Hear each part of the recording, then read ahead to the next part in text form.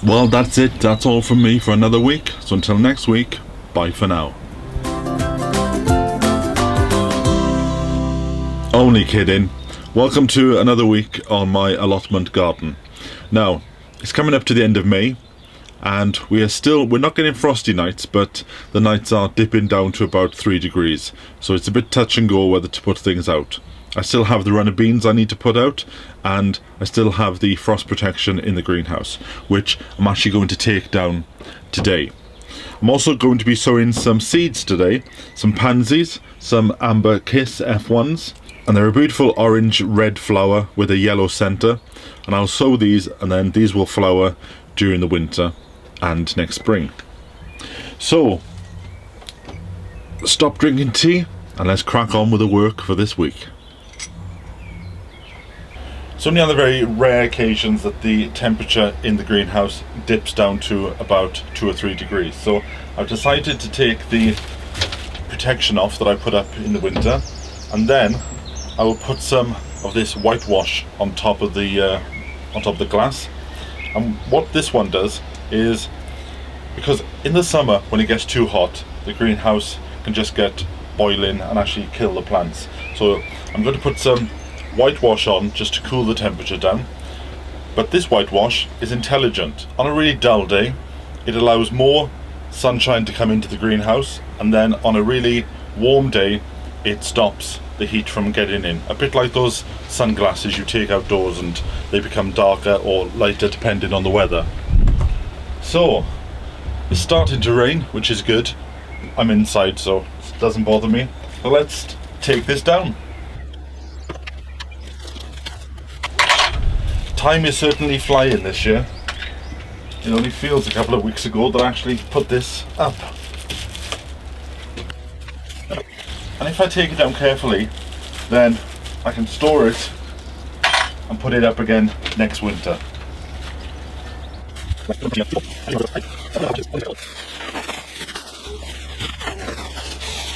I was going to say, and let the sunshine in, but not today.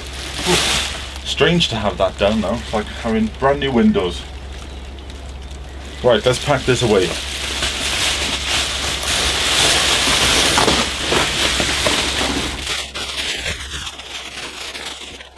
And along with all the bits and bobs, I'll put this in the shed. And you won't see this again until next winter.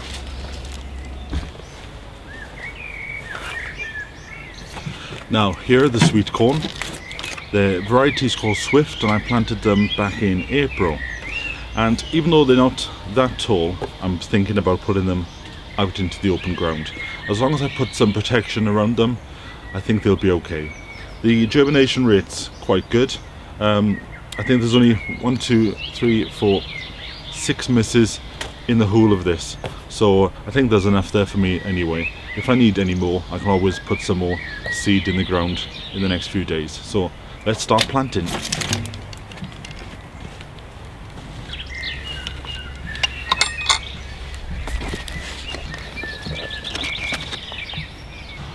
Now, when you sow your sweet corn, sow it in a block, and what that does is it aids pollination. If you put them in a straight line, then the pollen just flies off and you won't get a good set on your cob. But if you put them in a block, there's more chance that they'll pollinate each other. And also, on a fine evening, you can come out and do self-pollination. But I'll show you that when we get to it.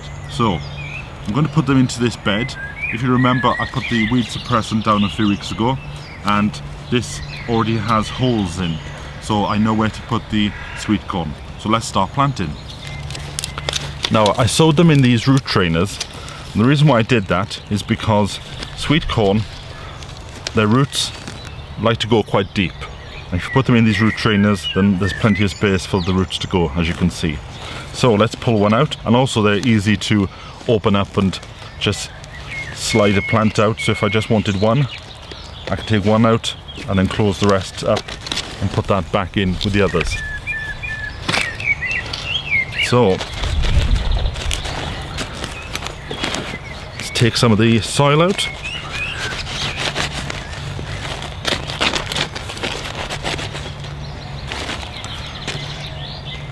And we need to plant it up to the depth of the plant.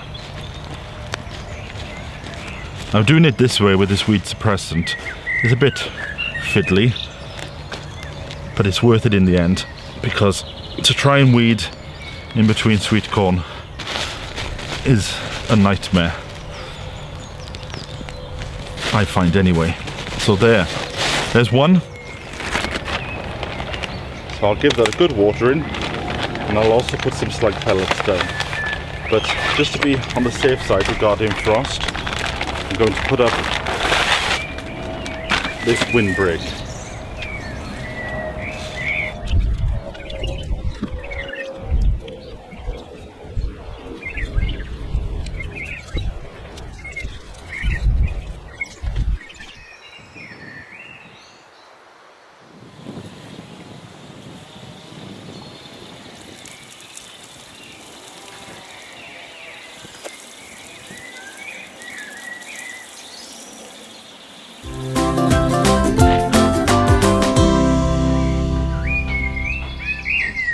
What's going on today then, Geoff?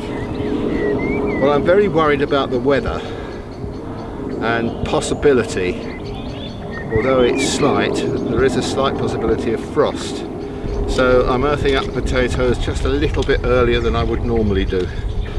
You'll notice that the weed infestation isn't too bad here. I dug this plot over by hand, lifting out every single piece of root that I could find. It's the only way to do it.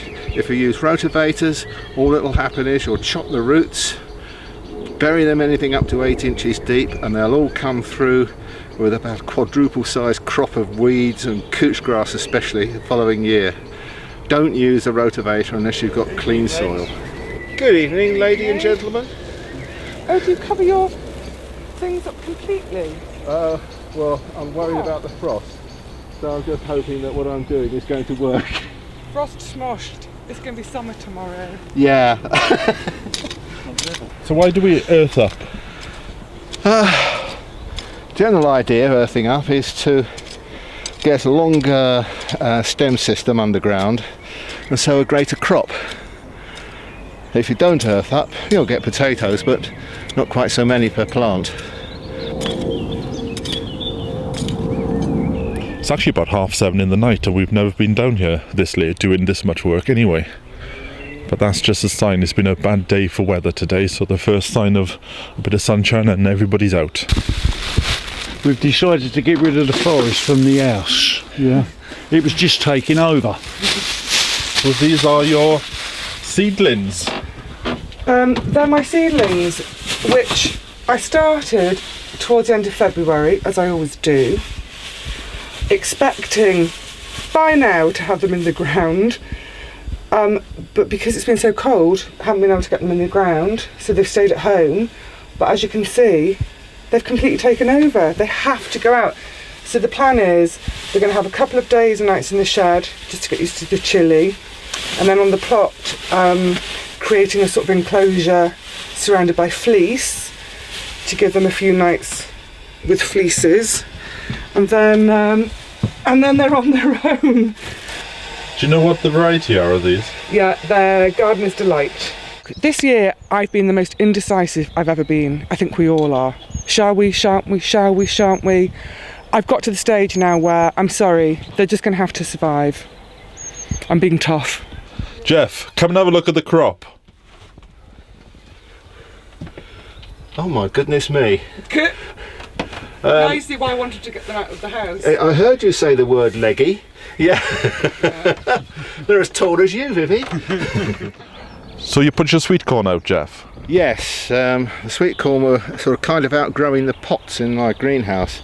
I was getting a bit worried they'd suffer, so I've put them out, but covered them in bits of old secondary glazing to keep the snow and the frost out. Having heard that down in Devon and Cornwall they had snow today, it's a bit frightening about what could happen up here. So it didn't take long to do. I had the stuff, and keep things going until the weather improves. Night night. Sleep well. Night night, tomato.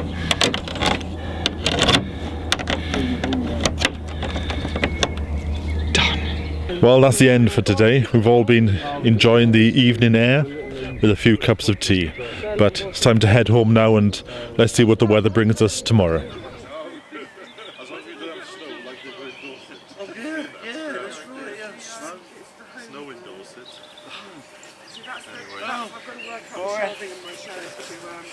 Good night, everybody. Good night. Now, if you remember last week, I developed this new bed in front of the greenhouse here, and I was looking for suggestions on what to sow here. Well, there were quite a few, but the favourite was peas, and the variety that was suggested was a good variety, but the problem was it grew about 6 foot tall, and I want something short here because of the greenhouse. I don't want anything too tall that will overshadow. So I am going to grow peas, but I'm going to grow one that only goes to about 2 foot. Right, I'm going to show you 2 ways of doing it. The way that the books tell you, and if you want to call it the official way, is you do a drill like that, and then you pop the peas in a bit of a dice shape. So 4 in the corners and 1 in the middle. And you repeat that all along the drill. Now, that's all well and good, but what I'm going to do, I'm going to do it the easy way. So let me just collect these up.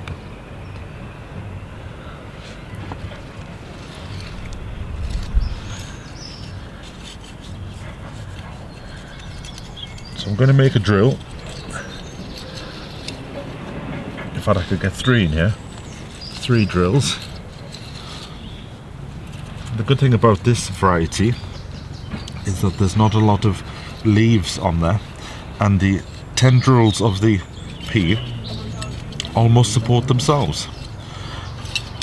There you go, 3 decent lines, and then I'm just going to, with no real plan, I'm just going to just drop a few in as I go.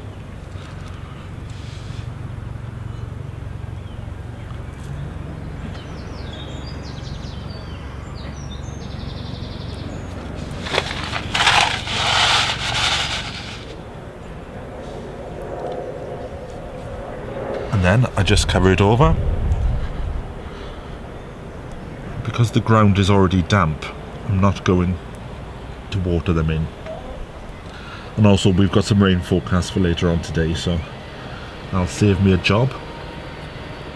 Now with normal peas you'd put sticks in at this point to give them something to climb up. But I haven't got any. So what I'm going to do is, I'm just going to leave them for a few days until I can go and buy some frame that I can put here for them to climb up. Maybe a bit of chicken wire. So there we have it. That is the peas sown.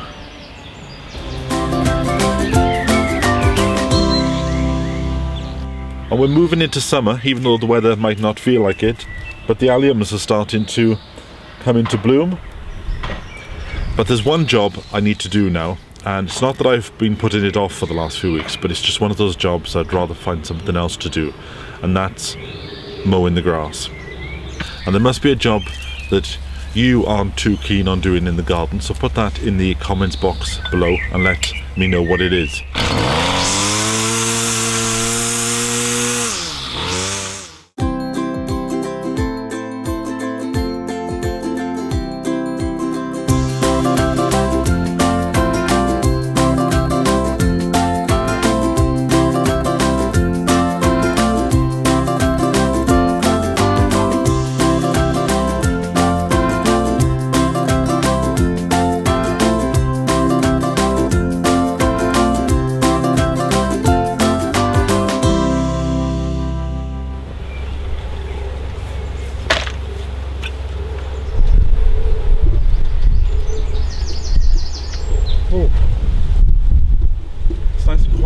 On.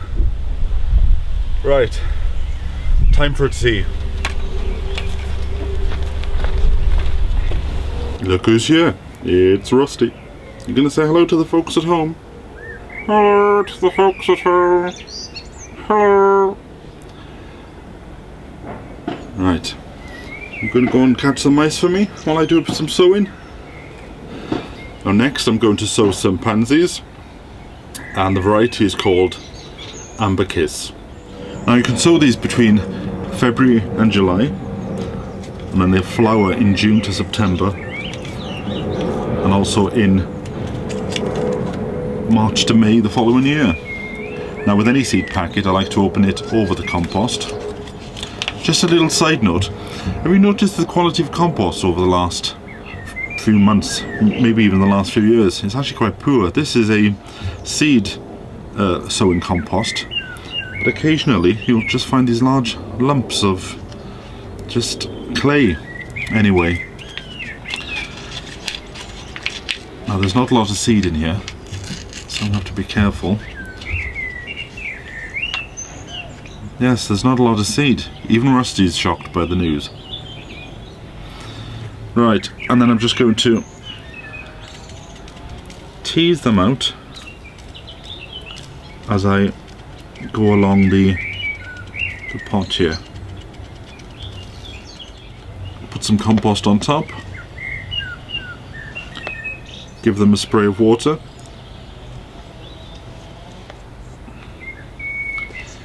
And then I'll keep these in the cold frame until it's time to put them out.